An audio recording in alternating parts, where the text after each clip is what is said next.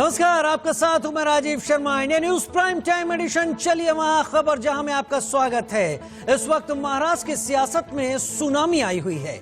जैसे जैसे जांच आगे बढ़ रही है वैसे वैसे कई बड़ी मछलियां फंदे में फंसती नजर आ रही हैं। मुंबई के पूर्व पुलिस कमिश्नर परमबीर सिंह ने सनसनीखेज खुलासा किया, जिसके बाद महाराष्ट्र सरकार का जाना तय लग रहा है। सूत्रों के मुताबिक एनआईए की जांच अभी कई चौंकाने वाले खुलासे हो सकते हैं। ऐसे में बड़ा सवाल है, अनिल देशमुख के खिलाफ कब होगा एक्शन? मामले में अब तक जांच का ऐलान क्यों नहीं हुआ है? अनिल देशमुख आखिर कब देंगे अपने पद से इस्तीफा? और परमबीर सिंह ने खुलासे में क्यों की देरी? सवाल बड़े हैं। वाजे पर एक्शन, परमबीर सिंह पर कार्रवाई आखिर कब तक? क्या महाराष्ट्र में चल रहा है वसूली राज? और सवाल ये कि ठाकरे अब तक क्यों हैं मौन? और क्या परमबीर सिंह को लेकर शिवसेना और बीजेपी में मतभेद हो गए हैं? आज दोपहर शरद पवार ने इशारों में परमबीर सिंह पर कई सवाल उठाए। कई दिनों तक उनकी चुप्पी से लेकर मनसुख मर्डर में उन पर लगे आरोपों का जिक्र किया। वहीं शाम को संजय राउत जब पवार से मिलकर लौटे तो उन्होंने परमबीर सिंह को बेहतरीन और काबिल अफसर बता दिया।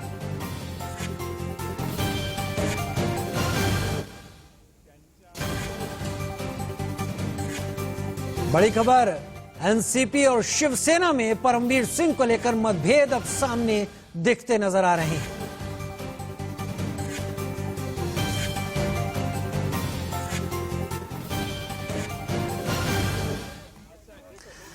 दिल्ली में शरद पवार के घर मीटिंग खत्म हो गई है। संजय राउत ने शरद पवार से मुलाकात की और वहीं प्रफुल्ल पटेल और कमलनाथ भी पवार से मिले हैं।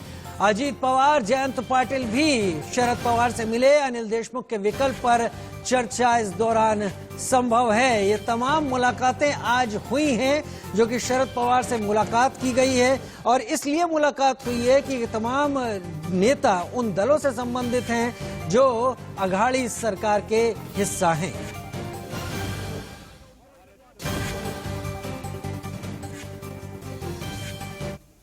आई है उस हिसाब से अगर चिट्ठी को सही माना जाए तो गृह मंत्री अपने सरकारी घर में बैठकर हफ्ता वसूली का रैकेट चला रहे हैं। ये छोटा मोटा मामला नहीं है। तत्काल गृह मंत्री को हटाना पड़ेगा और एक विस्तृत जांच करनी पड़ेगी। सिमिलरली अगर परमबीर सिंह को पता था, जैसा कि वो क्लेम कह रहे हैं, उन्होंने अपने व्हाट्सएप के चैट भी दिखाए हैं, और वो तब तक पुलिस आयुक्त के पद पर थे, तो उस आयुक्त के पद पर रहते हुए अगर मंत्री ही सही, अगर वो भी हफ्ता वसूली का एक रैकेट चला रहा है और अपने मातहत अधिकारियों को दबाव में ला करके हफ्ता वसूलने के लिए बोल रहा है, तो परमबीर सिंह को भी एक्शन लेना चाहिए था। परमबीर सिंह को भी सस्पेंड करना चाहिए, अनिल देशमुख को भी हटाना चाहिए। महाराष्ट्र की सियासत में भूचाल के बाद आज दिल्ली में शरद पवार से महाराष्ट्र के 3 बड़े नेताओं ने मुलाकात की। हम आपको 3 तस्वीरें दिखाने जा रहे हैं। महाराष्ट्र के डिप्टी सीएम अजीत पवार इस दौरान शरद पवार से मिलने पहुंचे। महाराष्ट्र के प्रदेश अध्यक्ष जयंत पाटिल और शिवसेना के राज्यसभा सांसद संजय राउत उनसे मिलने के लिए पहुंचे। जयंत पाटिल इस वक्त क्या कुछ कह रहे हैं, ये सुन लेते हैं। जो मेन कल्प्रिट है उसको ढूंढ निकालेंगे। अब ये जब हमने निश्चय किया है और ये कोशिश जारी है, तब उसके बाद में किसी ने अगर कुछ खत लिखा है, तो मैं कल भी ये बोल चुका हूँ, ये आफ्टर थॉट है। हमें लगता है कि इससे ये जो मीडिया का जो लक्ष्य है वो विचलित करने का भी प्रयास इसमें हो रहा है।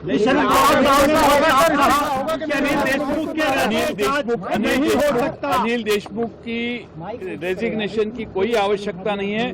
हमारी एटीएस पूरा छानबीन के तपास कर रही है और हमें पूरा विश्वास है कि उसमें से हम कल्प्रिट कौन है वो जल्द से जल्द ढूंढ के निकालेंगे। हिरेन भाई के मामले को बीजेपी प्रदर्शन कर रही है पूरे देश भर में, वो तो उनको कुछ सर हिरेन भाई के मामले को एनआईए ने जांच करने के लिए महाराष्ट्र सरकार को लिखा है।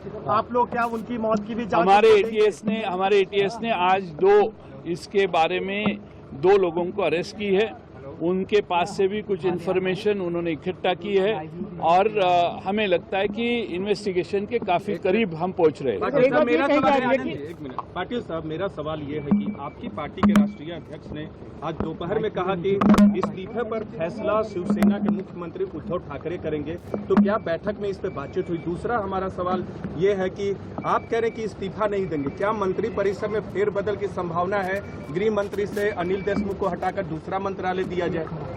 देखो, माननीय मुख्यमंत्री जी, चीफ मिनिस्टर साहब का तो ये अधिकार रहता है, लेकिन इसमें जो चीज़ें सामने आ रही है, अलग अलग चीज़ें, अलग अलग इन्फॉर्मेशन सामने आ रही है। हमारे एटीएस जो मैंने पहले बोला वो इससे इन्वेस्टिगेशन चालू है और अनिल देशमुख जो गृह मंत्री है उनके इस्तीफे का अभी कोई सवाल उद्भवता नहीं है। परमवीर सिंह की जो चिट्ठी उसकी जांच कौन कर रहा है? ऐसा है आरोप गंभीर है, हम भी मानते हैं, लेकिन इसमें क्या है क्या नहीं इसके बारे में अलग से विचार होगा। इसीलिए पवार साहब ने आज कहा है कि रिबेरो जैसे इंटीग्रिटी का अधिकारी मना कर दिया कि मैं जांच नहीं करूं, मेरी उम्र का है, लेकिन वैसे इंटीग्रिटी का आदमी उन्होंने मना किया, तो उसी इंटीग्रिटी के आदमी के माध्यम से मुंबई एडमिनिस्ट्रेशन, जैसे कि एक कार मिली इस सब गुने में जो पुलिस की थी, ऐसे जो एडमिनिस्ट्रेटिव लैप्सेस है और जो भी गलत चीज़ें मुंबई पुलिस में अगर कुछ दिखाई दिए तो इसके बारे में सलाह लेने की आवश्यकता है और रिबेरो जैसे इंटीग्रिटी होने वाले कुछ अच्छे अधिकारियों के पास से इसकी सलाह लेके आगे की चीज़ जो भी करना है हम करेंगे।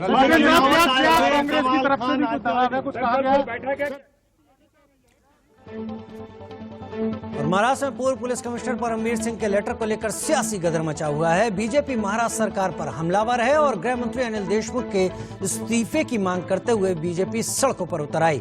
मुंबई में बीजेपी कार्यकर्ताओं ने जमकर प्रदर्शन किया। उद्धव सरकार के खिलाफ नारेबाजी करते हुए कार्यकर्ताओं ने गृह मंत्री अनिल देशमुख के इस्तीफे की मांग की। विरोध प्रदर्शन महाराष्ट्र के कई हिस्सों में दिखाई दिया। पुणे में खुद महाराष्ट्र बीजेपी के अध्यक्ष चंद्रकांत पाटिल ने प्रदर्शन की अगुवाई की। परमवीर सिंह ने सीएम को चिट्ठी लिखकर आरोप लगाया कि अनिल देशमुख ने सचिन वाजे को हर महीने 100 करोड़ रुपए की वसूली का टारगेट दिया था। इसे लेकर बीजेपी ने उद्धव सरकार और अनिल देशमुख के खिलाफ मोर्चा खोल दिया है।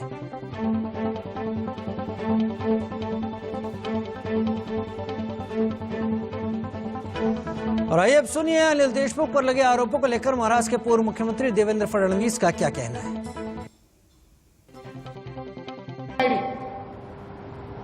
ये इसमें सॉल्यूशन है जिसमें दूध का दूध पानी का पानी आएगा। इसलिए भारतीय जनता पार्टी की ओर से हम ये मांग करते हैं कि गृह मंत्री जी का इस्तीफा लेना चाहिए और जब तक वो नहीं लिया जाता भारतीय जनता पार्टी चुप नहीं बैठेगी। हमारे अध्यक्ष चंद्रकांत दादा पाटिल इन्होंने आंदोलन की घोषणा की है, आज हमने आंदोलन किया है और ये जो वसूली, सरकारी वसूली जो चल रही है इसके खिलाफ हम लोग आंदोलन करते रहे। ये बात सही है, श्री परमवीर सिंह इनकी कमेटी ने वाजे इनको रीइंस्टेट किया, लेकिन उसके बाद पवार साहब ने यह भी कह देना चाहिए कि मुख्यमंत्री और गृह मंत्री के इंस्ट्रक्शन पर किया, उनके ही कहने पर उनको वो महत्वपूर्ण जगह दी गई और सारे केसेस जो उनके अख्तियार में नहीं भी आते, सीआईयू के अख्तियार में नहीं भी आते, वो सारे केसेस उनको दिए गए। बिना आशीर्वाद के ये चीजें नहीं हो सकती। केंद्रीय मंत्री रविशंकर प्रसाद ने भी उद्धव सरकार और शरद पवार पर बड़ा हमला किया। उन्होंने क्या कुछ कहा, आइए सुनते हैं। इस तरह की लूट की घटना भारत में सुनने में नहीं आई है। असिस्टेंट पुलिस इंस्पेक्टर जो सस्पेंडेड था वर्षों तक, उसको कोरोना में बहाल करते, वो शिवसेना का मेंबर था और उसके माध्यम से लूट 100 करोड़ उगाही की बात होती है। सिर्फ मुंबई से पूरे महाराष्ट्र से कितना हो रहा था। उस पुलिस इंस्पेक्टर को मुख्यमंत्री विधानसभा में डिफेंड क्यों करते हैं? क्यों करते हैं? हमारे तो समझ में ऐसे असिस्टेंट पुलिस इंस्पेक्टर को एक एसपी भी डिफेंड नहीं करता है, कुछ बोलना होता है। यहां मुख्यमंत्री डिफेंड कर रहे हैं। और वो पुलिस कमिश्नर शरद पवार को क्यों ब्रीफ कर रहे हैं? वो तो सरकार के पार्ट नहीं है। और अगर ब्रीफ किया तो उन्होंने कार्रवाई क्या की? एक्सटॉर्शन तो एक अपराध है ना, भयंकर अपराध है। और अगर 100 करोड़ मुंबई से तो पूरे प्रदेश से क्या हो रहा है? ये सरकार कैसी चल रही थी? शरद पवार की भूमिका भी बहुत संदेहास्पद है, कई सवाल उठाती हैं, उसकी भी जांच होनी चाहिए। और ये मुंबई पुलिस इसकी जांच नहीं कर सकती। हम तो मांग करेंगे कि उद्धव ठाकरे में अंदर कोई नैतिक बल है तो अपने से ही इसको सीबीआई को ट्रांसफर करना चाहिए। दिल्ली में आज इस तमाम मामले को लेकर काफी गहमा गहमी दिखाई पड़ी। शरद पवार से मिलने के लिए तमाम नेता पहुंचे। सुमित दुबे हमारे साथ लाइव जुड़ रहे हैं तमाम जानकारी के साथ।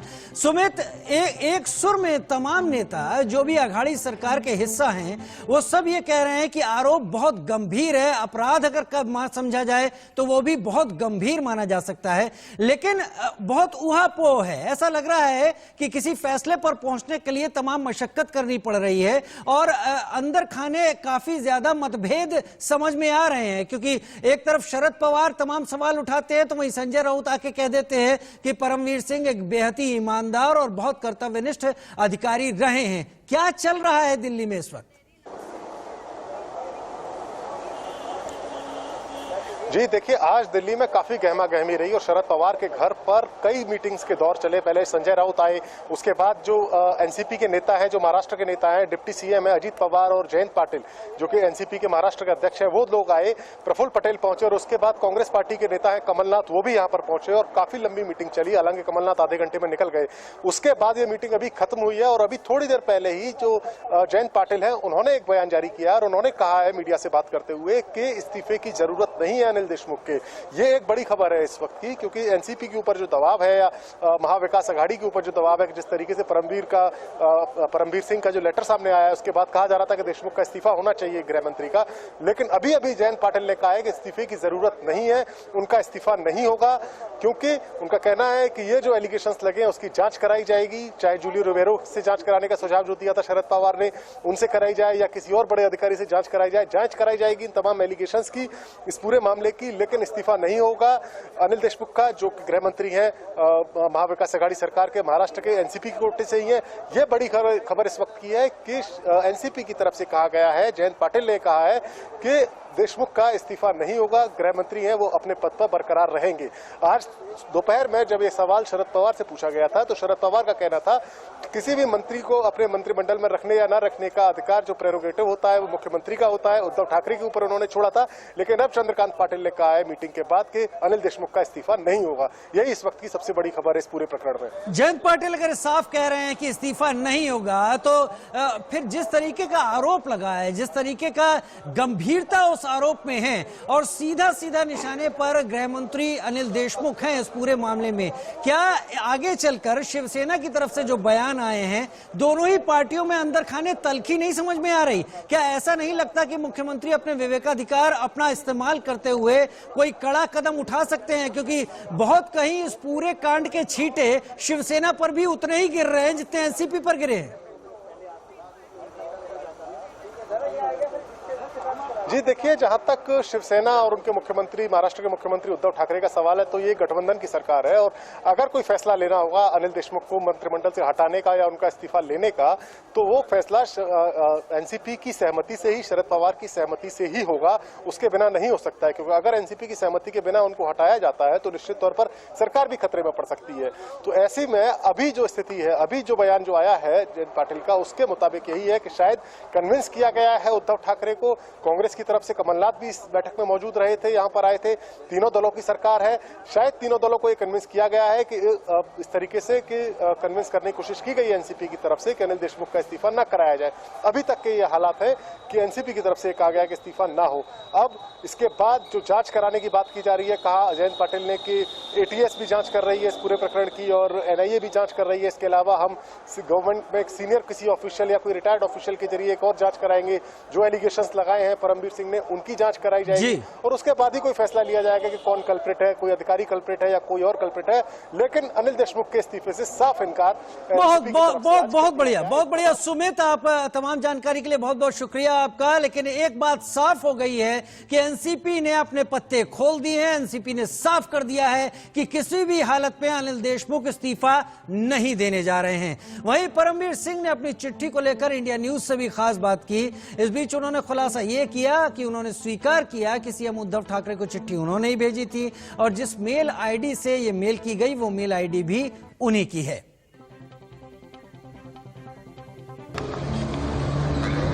Morning, Parambir. Urvashi Khuna this side from News X. Jay, good morning. Sir, we just wanted your first reaction out there because from CMO office and otherwise it's a press release. They are doubting your email ID. What is it that you have to say? Is it you who has written the letter? What is it that you have to say? It is in my email ID. That's all I have to say. No more comments. Thank you.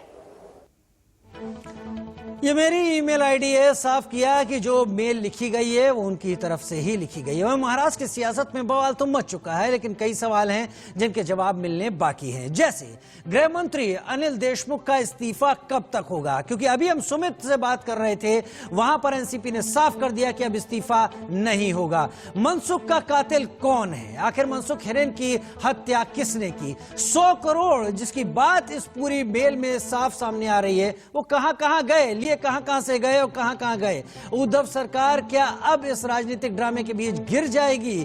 Thackeray आखिर अब तक मौन क्यों हैं? उद्धव ठाकरे क्यों खामोश बैठे हैं? शरद पवार मीटिंग कर रहे हैं लेकिन केवल इतना ही कहते हैं कि इनमें सबूत नहीं है, तमाम चीजें नहीं हैं। और सबसे बड़ी बात, सचिन वाजे का मकसद आखिर क्या था? इस सियासी ड्रामे और इस तमाम ड्रामे के पीछे असल जो शख्स है सचिन वाजे, उसका मकसद क्या था?